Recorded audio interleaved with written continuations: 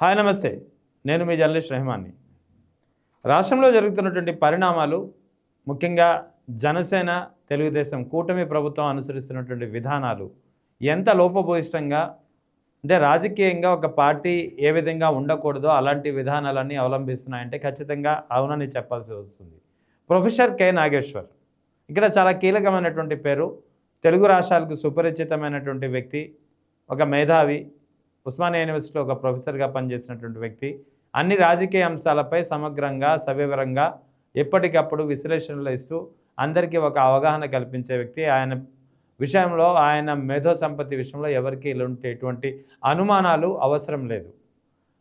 ఉన్నది ఉన్నట్టు, లేనిది లేనట్టు చెప్పే వ్యక్తి ఆయన. అటువంటి ప్రొఫెసర్ కె నాగేశ్వర్ ఇటీవల చేసినటువంటి కొన్ని వ్యాఖ్యల చుట్టూ ఒక దుమారం, ఒక చర్చనీయాంశంగా మారి దీని చుట్టూ దుమారం కూడా రేగింది.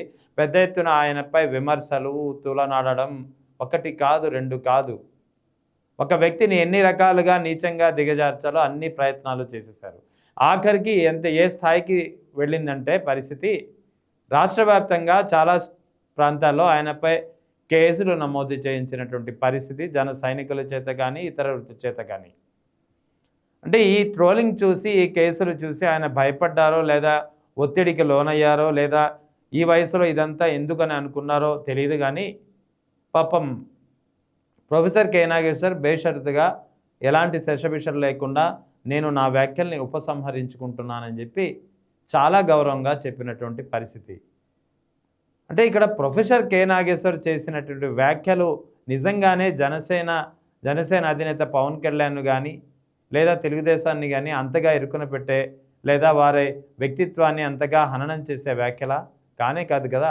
ఆయన చెప్పింది ఏంటి, తనకు సంబంధించినటువంటి ఒక కోర్ కమిటీ ద్వారా ఆయనకు ఒక ఇన్ఫర్మేషన్ వచ్చిందని, ఆ ఇన్ఫర్మేషన్లో భాగంగా ఆయన చెప్పిన వ్యాఖ్యలు ఏంటి, పవన్ కళ్యాణ్, నాదెండ్ల మనోహర్ అమిత్ షాను కలిసి జగన్ను అరెస్ట్ చేయమని చెప్పి కోరారని, దానికి అమిత్ షా సమాధానంగా రాజకీయాల్లో long term friend, instant friend ఉంటారు. లాంగ్ టర్మ్ ఫ్రెండ్ జగన్ అయితే ఇన్స్టెంట్ ఫ్రెండ్ చంద్రబాబు నాయుడు అని చెప్పినట్టు, మీరు కూడా మీ వైఖరిని మార్చుకుంటే మంచిదని చెప్పినట్టు చెప్పారు.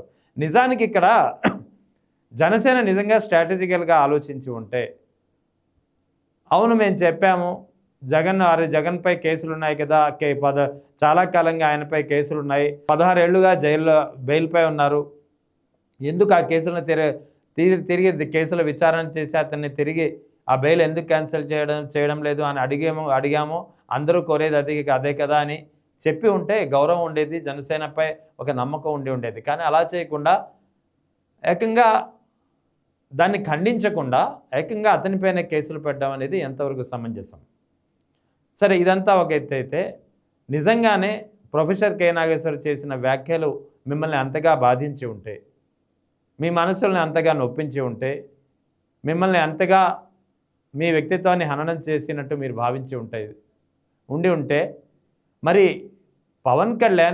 ఇదే పవన్ కళ్యాణ్ 2024 ఎన్నికల ప్రచారంలో భాగంగా ఎన్నికలకు ముందు ఊరూరా తిరుగుతూ అన్ని ప్రాంతాల్లోనూ ఈ వాలంటీర్ వ్యవస్థ గురించి ఎంత నిస్సిగ్గుగా, ఎంత నిర్లక్ష్యంగా మాట్లాడిన మాటలు గుర్తులేదా? 30,000 మంది ఆడపిల్లల్ని విదేశాలకు తరలించేశారు, ఉమెన్ ట్రాఫికింగ్ జరిగింది, ఉమెన్ ట్రాఫికింగ్ కారణం వాలంటీర్లే అని చెప్పినప్పుడు ఆ వ్యాఖ్యల తీవ్రత ఎవరికి ఎందుకు కనిపించలేదు? అప్పుడు కూడా వైసీపీ ప్రభుత్వం మీపై కేసులు పెట్టి భయపెట్టాలని చూసిందా?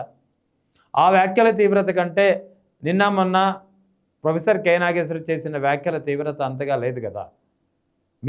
ఒకవేళ ప్రొఫెసర్ కె నాగేశ్వర్ చేసిన వ్యాఖ్యల పట్ల మీరు అంతగా మనసును ఉంచుకుని ఉంటే, అంతగా మిమ్మల్ని బాధించి ఉంటే, మీ పార్టీని బదనాం చేసే కార్యక్రమంగా మీరు దాన్ని పరిగణలో తీసుకుని ఉంటే, మరి 30,000 మంది అమ్మాయిల్ని వాలంటీర్లు తరలించేశారని చెప్పి, అది కూడా ఆ వాలంటీర్లు కూడా 80-90% వాలంటీర్లు అమ్మాయిలే పనిచేసినటువంటి పరిస్థితి.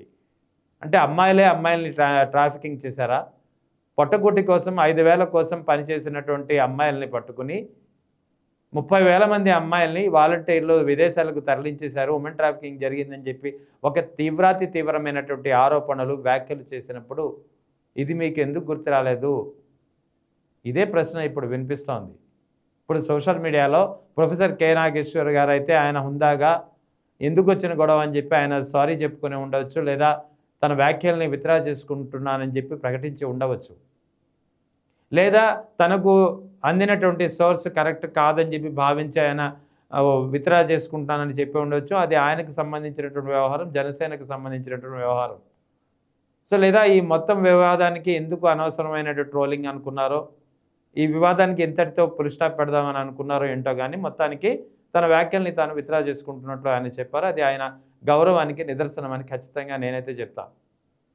మరి అటువంటప్పుడు మరి 30,000 మంది ఆడపిల్లల్ని తరలించేశానని చెప్పి పవన్ కళ్యాణ్ చేసిన వ్యాఖ్యలకు పవన్ కళ్యాణ్ విత్డ్రా చేసుకోనున్నారా? అప్పట్లో నేను కూడా నాకు సరైన సోర్స్ ద్వారా ఆ సమాచారం అందలేదు. ఒకవేళ అందినా సరే నేను ఆ సమాచారాన్ని ఒకసారిగా క్రాస్ చెక్ చేయించుకొని ఉండాల్సింది. కాబట్టి అది కూడా నేను తప్పు చేశానని చెప్పి ఆయన విత్డ్రా చేసుకున్నారా? లేదు కదా. ఇవాళకి ఆ వ్యాఖ్యలు విత్డ్రా చేసుకునే పరిస్థితి. పోనీ విత్డ్రా చేసుకున్నప్పుడు ఆ సమాచారం తాను కరెక్ట్ అని నమ్మి ఉంటే మీ ప్రభుత్వం ఏర్పడి 2 ఏళ్ళు అయిపోతుంది రేపు వచ్చే జూన్ నెలతో. మరి ఈ 2 ఏళ్ల కాలంలో నిజంగానే మీరు ఆరోపించినట్టు ఎన్నికల ముందు 30,000 మంది అమ్మాయిలు విదేశాలకు ఉమెన్ ట్రాఫికింగ్ చేసి ఉంటే, తరలించేసి ఉంటే మీ ప్రభుత్వం వచ్చి 2 ఏళ్ళు అయింది కదా, ఎందుకు చర్యలు తీసుకోలేకపోయారు? కేంద్రంతో మీకు ఉన్నటువంటి సత్సంబంధాలు ఉన్నాయి కదా, ఆ సత్సంబంధాలు ఉపయోగించుకొని లేదా ఇక్కడ రాష్ట్రంలో ఉన్నటువంటి మీ అధికారాన్ని ఉపయోగించుకొని ఆ 30,000 మందిలో ఒక్కరిద్దరినైనా మీరు వెనక్కి తీసుకురాగలిగారా?